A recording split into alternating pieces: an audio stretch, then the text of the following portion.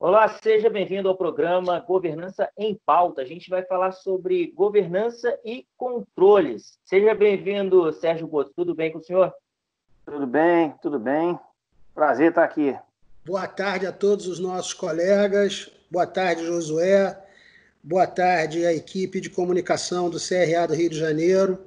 Nossos agradecimentos por vocês terem aberto mais essa oportunidade para a gente estar compartilhando ideias aí com os colegas. Eu queria, Sérgio, que o senhor começasse falando um pouco sobre quais os desafios que são enfrentados nessa questão de controles, porque esse é um assunto que parece que fica muito no campo das ideias para algumas pessoas, e que a gente vai tentar trazer um pouco para essa prática, a qual vocês certamente vivenciam no dia a dia. Eu queria que o senhor começasse com quais os desafios nessa área de controle. Então, Josué, eu acho que o primeiro recado que eu gostaria de passar aí para os administradores, né, é que controle é responsabilidade de todo mundo. Eu costumo dizer que é do P ao P, do presidente ao porteiro. Quer dizer, isso tem que estar desde o conselho de administração até o colaborador com menor cargo, né, no início de carreira. Né? E mesmo as organizações que não sejam tão grandes, né, elas devem ter pelo menos esse conceito, né? E vale para uma padaria, e vale para uma empresa nuclear, e vale para uma multinacional. Então, o controle, estar alinhado com os controles internos é dever de todos, não é de uma área específica. Na verdade, o conjunto, né, como se diz aí a força do lobo não está nos seus dentes, nem nas suas patas, né? Está na alcateia. Então, esse conceito, né? Um filme que eu assisti com a minha filha do Mowgli outro dia, esse é o conceito. Quer dizer, o controle é dever de todos. A força está quando todos estão juntos. Os desafios, né? São vários, mas eu queria citar pelo menos aqui 4 grandes desafios, né? Existe primeiro uma confusão de que a área de controle interno é responsável por todo o controle da organização.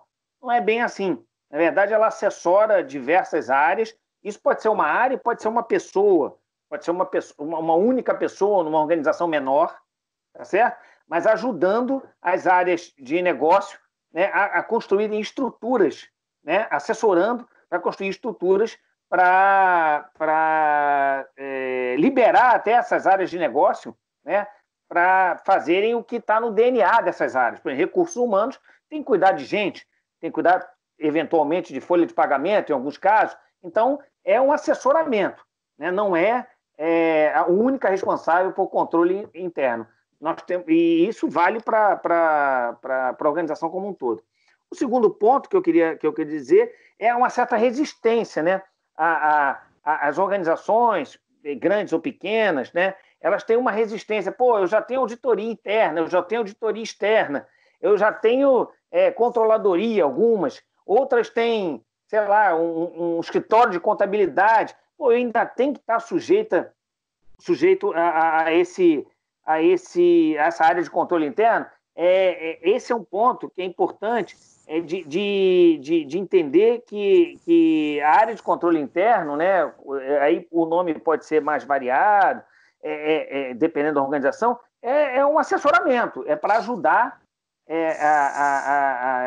as áreas da organização, os setores, a poderem se dedicar melhor ao seu DNA, né, se dedicar à sua razão de existir e terem um assessoramento para cuidar disso. Não tem papel de fiscalização, tem papel de ajuda, de assessoramento, até porque senão teria um conflito.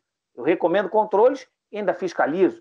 Então, esse seria o segundo ponto, seria essa questão da resistência inicial das áreas, né? E dando continuidade, né, ao terceiro ponto, o apoio do mais alto grau de poder da organização, e isso aí pode ser também uma empresa pequena, média, ou grande, né, ou multinacional, é fundamental que essa área tenha realmente um respaldo, não só do ponto de vista de apoio político, técnico, dentro da organização, mas também que tenha orçamento necessário para executar suas tarefas. Quer dizer, não basta, tá legal, eu gostei, criei a área, aí na hora do orçamento tira. Então, quer dizer, não basta só aquela mulher de César, né? Tem que ser e parecer. Você tem que ser efetivo e realmente apoiar. Bom, esse é o terceiro ponto. E o quarto ponto, para terminar essa questão, é que às vezes tem o contrário também. A área de controle interno se acha mais real do que o rei.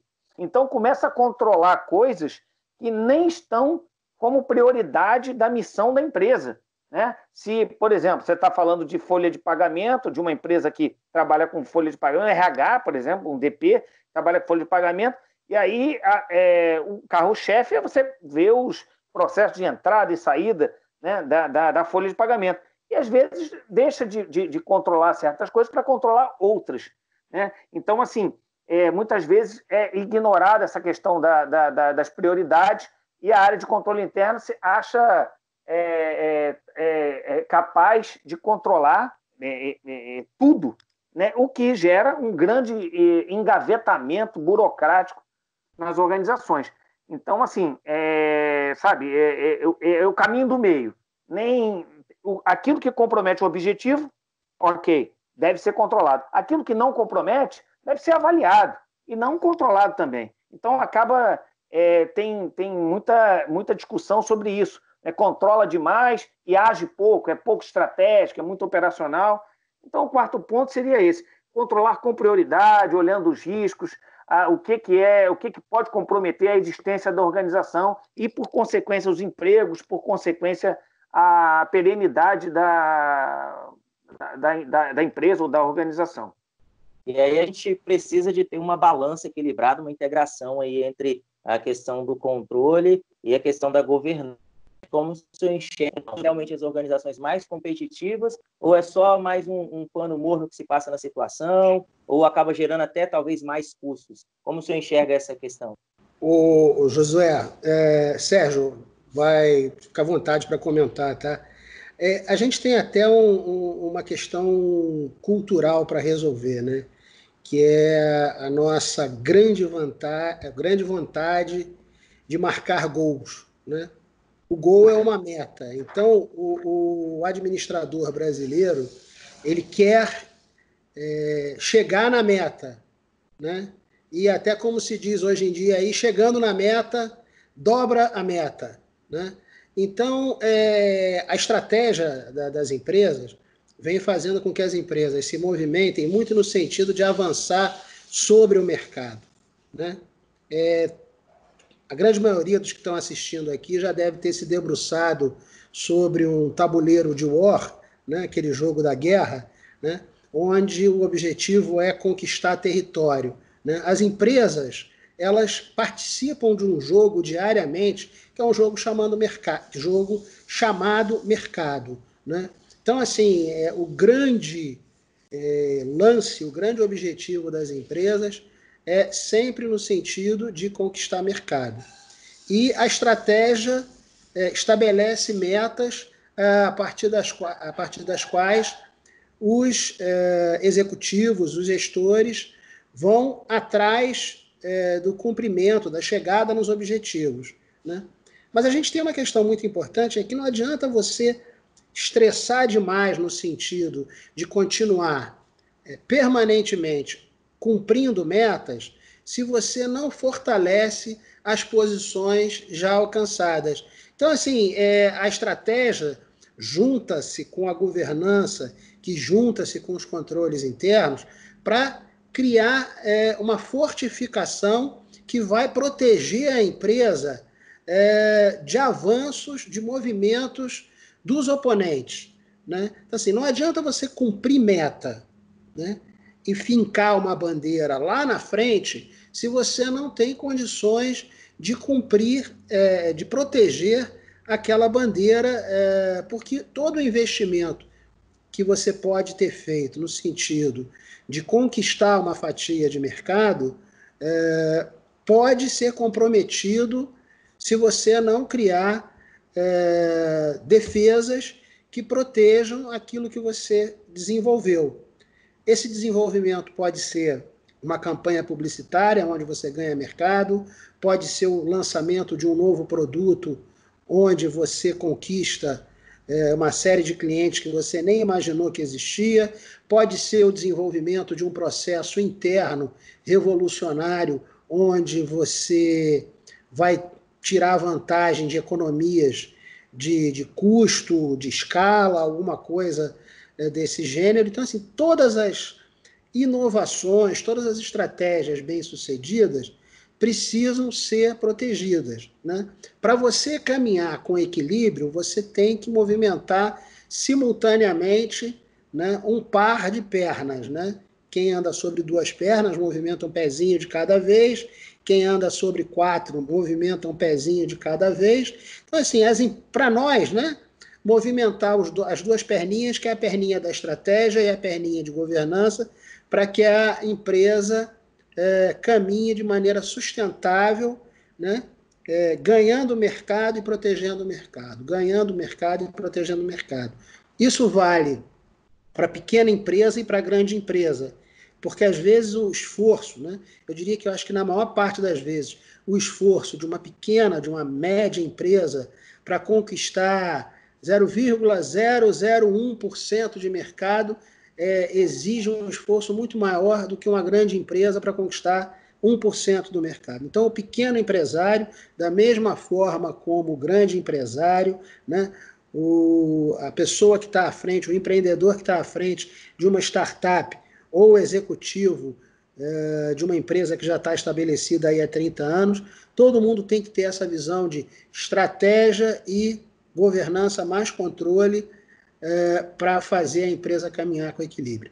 Ô, Sérgio, a gente está falando essa questão da integração de governança, controle, e a gente está passando um momento ímpar nas redes sociais que vão acontecer e, principalmente, a digitalização online das coisas. Muita coisa nesse de governança e controle, a partir do momento em que está também um pouco distante da sua empresa, distante das suas equipes. Como fica isso nessa realidade pela qual a gente está passando e possivelmente entraremos de uma vez?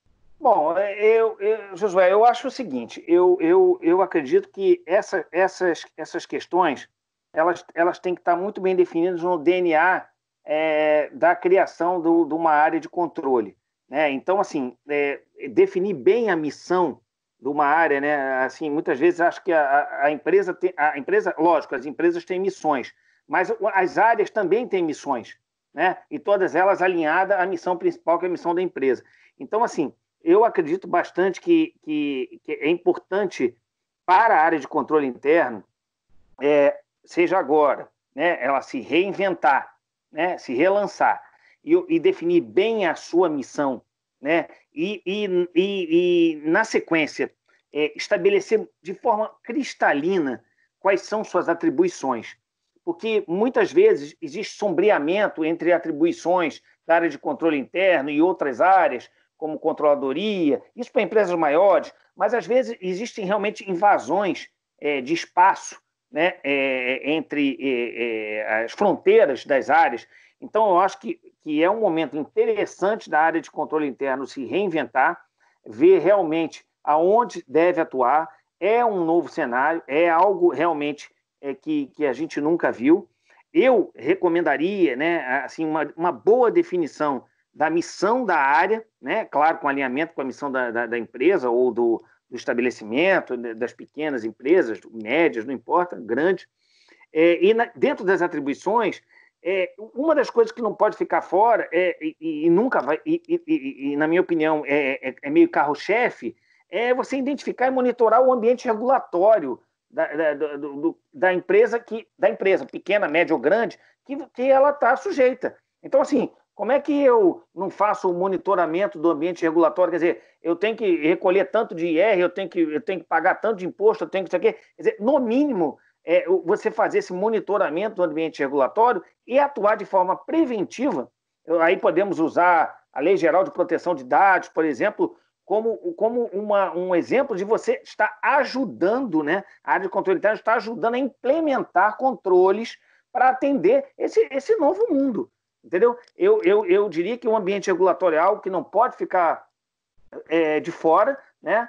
Em qualquer circunstância que a gente esteja vivendo, o ambiente regulatório, e aí eu incluo as decisões dos órgãos superiores, as decisões do dono do estabelecimento, entendeu? Essas coisas todas. É claro que tudo isso tem que ser ponderado.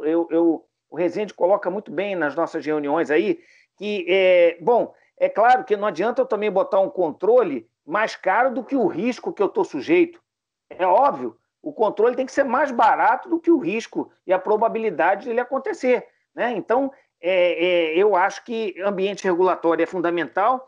Eu acho mapear os processos de uma empresa, por mais simples que seja, é fundamental. Eu vou dar um exemplo aqui: os processos mudam e muitas vezes as pessoas fazem da mesma forma há décadas, e aí você sempre escuta, eu sempre fiz assim, né? Aquela história de sempre. Mas, por exemplo, assisti um filme, rapidamente, um filme de um presídio, né, de americano, né, presídio federal, onde eles chegaram numa análise de risco, onde a melhor maneira de combater durante o banho de sol as brigas entre gangues era usar cachorro, era usar animais, era mais efetiva do que o desgaste do tiro, o desgaste não sei o quê. Então, eles usavam isso nesse presídio. Só que o tempo foi passando e eles começaram a falar, os agentes começaram a dar os próprios cachorros para serem cuidados por prisioneiros, alimentar, dar banho, lavar, vacinar, essas coisas todas. O que aconteceu? Num determinado momento, quando teve uma outra briga de gangues, os cachorros já não reagiam da mesma forma. O que aconteceu? Houve uma mudança no processo e não foi observado que o controle, entre aspas, que era o cachorro mais efetivo, já estava comprometido. Então, tem que se olhar sempre isso, e eu acho que a gente está no momento ímpar de rever as atribuições das áreas de controle interno, tá? Para não se confundir. E por fim, né, assim, nessa questão, prestar contas dessas coisas à alta administração o tempo todo, né? Eu acho que tem que prestar conta. A alta administração, muitas vezes, esses relatórios ficam para o fim das reuniões, ou às vezes nem são lidos, ou são adiados, e às vezes nem existem, né? Esse é o ponto. Eu falei por fim, mas eu queria completar rapidamente. Ter recursos tecnológicos suficientes, mesmo que seja o velho e antigo Excel, para te ajudar, e na hora de escolher as pessoas para atuarem nessa área, você ter um olhar no perfil, né? Pessoas que são detalhistas, pessoas que têm facilidade de escrever, pessoas que são atentas a prazos, né? E principalmente a norma. Mas aí você vai falar, mas todo mundo tem que ser isso. É verdade, mas nesse caso tem que ser gente com um talento um pouco mais apurado, entendeu? É isso que eu tinha para dizer. Mas estou com o Rezende, acho que esse é o caminho mesmo. A gente tem que se reinventar. Não pode ficar com aquele controle interno só que os bancos usam, que tem que olhar para o novo. Eu queria saber do senhor essa questão se existe uma padronização para a implantação da governança e do controle nas organizações, se é necessário um olhar mais sensível, mais holístico diante das situações. Josué, eu queria começar a resposta, né, fazendo uma provocação sobre o que é quase uma ironia, né, de 120 anos, 130 anos depois dos primeiros postulados propostos para a administração, como ela tomou forma, como ela mais ou menos a gente conhece, né? A gente ainda está discutindo o papel, a relevância, né? A dinâmica do controle nas organizações, né? Os primeiros postulados deixavam muito claro que administrar envolve, né, a função controle, a atividade de controle como atividade inseparável do papel do administrador, né? Ao mesmo tempo, sendo mais objetivo em relação ao que você perguntou, a gente tem uma realidade, né, ao longo desses 120 anos aí da história da administração, né? Uma das piores ideias que a gente pode ter é de que um modelo veste todo mundo. Então, cada organização precisa desenvolver a sua própria dinâmica de controle, né, eu diria até dinâmica de controles, né, em função do seu porte, da sua idade, do seu ramo de negócio, da sua posição geográfica, do tipo de trabalhador que ela contrata, do tipo de processo de seleção de pessoas que ela adota. Então, assim, a quantidade de variáveis é uma nuvem de variáveis gigantesca, né? E que vai exigir de quem está desenvolvendo esse modelo de controle específico para a própria organização um pensar holístico, como você falou. Tem que entender a organização como um todo. Então, você tem um conjunto de linhas de defesa que a empresa pode ativar sistematicamente e sistemicamente para fazer frente aos riscos decorrentes da atividade empresarial, né? Cada atividade empresarial, de acordo com porte, localização, idade, mercado, tipo de pessoal, processos tecnológicos, cada organização vai ter uma realidade muito específica. Então, o que a gente percebe é que existem princípios gerais que precisam ser estudados, existem boas práticas, boas soluções que não devem ser copiadas, mas devem ser aprendidas para serem adaptadas à tua empresa, né? Não adianta você fazer um corta e cola e achar que vai funcionar, né? Professor Guerreiro Ramos, que é um dos fundadores da administração brasileira, né, citava a necessidade de redução sociológica, ou seja, pegar aquele apetrecho, pegar aquela ferramenta de gestão, né, e fazer com que ela seja coerente, né, com a realidade da tua empresa. Os artefatos de gestão não são para serem exatamente reproduzidos, eles precisam ser adequados à própria realidade da empresa. Então, assim, desde o controle que é feito no posto de trabalho, pelo próprio operador, no chão da pirâmide organizacional, né, até o controle que é realizado, de controle por revisão, que é realizado no Conselho Fiscal das corporações, né, tudo isso precisa ser desenhado, né, tudo isso precisa estar dentro de uma estrutura normativa. E o que a gente percebe é o seguinte: quando a gente chega numa empresa, a pedido do empresário, a pedido dos gestores, para discutir com eles o papel do controle, na primeira reunião que você faz com os dirigentes, a principal reação é: já temos todos os controles que nós precisamos e não queremos investir mais porque, na verdade, isso vai ampliar o nosso custo. Lá pela segunda ou terceira reunião, o pessoal cai em si que não tem nem 30% dos controles que precisaria ter, né? Usando uma expressão popular, né, é quase que fosse uma pipa voada, né? Então, assim, o pessoal não tem ideia dos riscos que está correndo, dos prejuízos inerentes a esses riscos, do impacto que isso pode causar. Então, assim, nesse grande desafio pós-pandemia de redefinição das estruturas organizacionais, né, das instalações organizacionais, porque com essa coisa aí do home office, você tem empresas se desmaterializando. Você tem grandes empresas que hoje já decidiram que antes de dezembro ninguém volta a trabalhar no mesmo prédio. E aí você tem prédios enormes desocupados em áreas muito... o custo por metro quadrado muito elevado, e as empresas vão se perguntar o que nós vamos fazer com isso agora, né?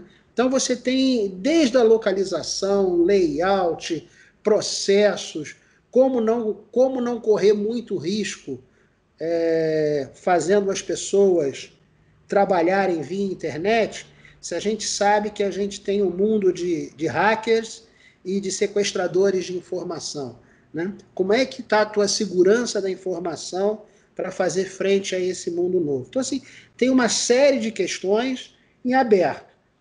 A única questão que eu diria que permanece como sempre foi estabelecida é que controle é uma atividade inerente ao papel do administrador, né? E desenhar esses controles é uma questão que a gente pode fazer com outros profissionais, com outras formações, mas a gente não deve terceirizar esse negócio.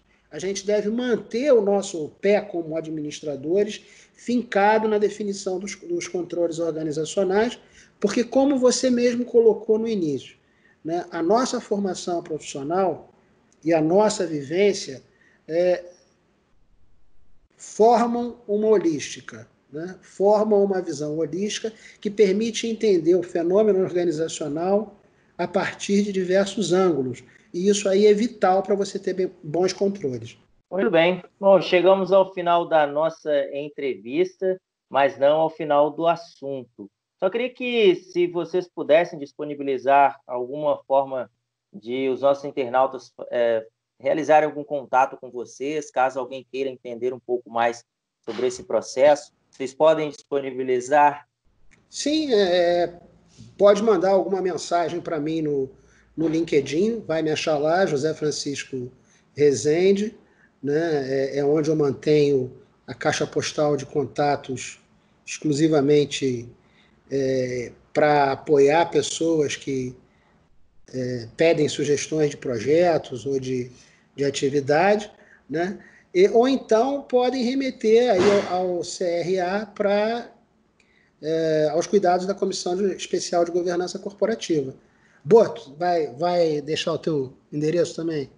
Bom, vou copiar o Rezende aqui, LinkedIn também, Sérgio B.C.F.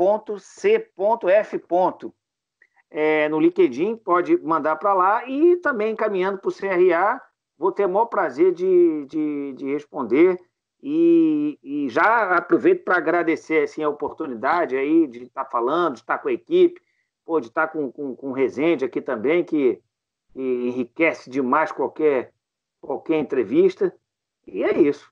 Muito agradecido aí pela tua organização, pela tua acolhida, por estar sempre apoiando a gente, e ficamos à disposição para novas rodadas. Muito bem. Então, você que nos acompanha, já anota os contatos aí do Francisco Rezende, do Sérgio Boto, para, de repente, tirar alguma dúvida e entender um pouco mais sobre governança e controles. E, sobretudo, continue acompanhando sempre que o Governança em Pauta, para que você possa compreender cada vez mais os movimentos deste campo de extrema importância dentro das organizações. Fique bem e até o próximo programa.